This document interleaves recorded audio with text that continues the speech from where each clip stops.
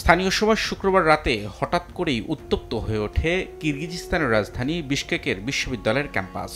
বিদেশি শিক্ষার্থীদের ওপর শুরু হয় স্থানীয়দের নারকীয় তাণ্ডব।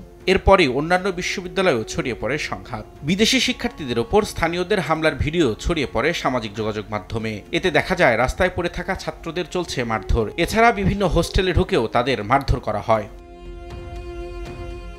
ভারতীয় সংবাদ মাধ্যম এনডিটিভির এক প্রতিবেদনে বলা হয়, একদল দুর্বৃত্ত ভারত ও পাকিস্তানের মেডিকেল শিক্ষার্থীদের ওপর অতর্কিত হামলা চালায়, বিশেষ করে যারা দেশটির রাজধানী বিশকেকের হোস্টেলে থাকেন এমন আন্তর্জাতিক শিক্ষার্থীদের লক্ষ্যবস্তু করা হয়।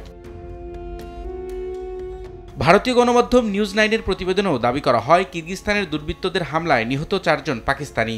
যদিও বিষয়টি অস্বীকার করেছে কিরগিজস্তানের পাকিস্তান দূতাবাস। প্রাথমিকভাবে বেশ কয়েকজন শিক্ষার্থী আহত হয়েছেন বলে জানানো হয়। তবে হামলার ঘটনায় দূতাবাসের কাছে বারবার সাহায্য চাওয়া হলেও কোনো সাড়া পাওয়া যায়নি বলে অভিযোগ পাকিস্তানি শিক্ষার্থীদের। একের পর এক হামলার ঘটনায় বিশ্ববিদ্যালয়গুলোতে থমথমে পরিস্থিতি বিরাজ করছে। কিরগিজস্তানের পড়াশোনা করতে গিয়ে চরম বিপাকে পড়েছেন বিভিন্ন দেশের শিক্ষার্থীরা। নিরাপত্তাহীনতায় ভুগছেন তারা। এ অবস্থায় নিজ নিজ দেশের শিক্ষার্থীদের সতর্কভাবে চলাফেরার নির্দেশ দিয়েছে ভারত ও পাকিস্তান। রবিউল ইসলাম আওলাদ, সময় সংবাদ।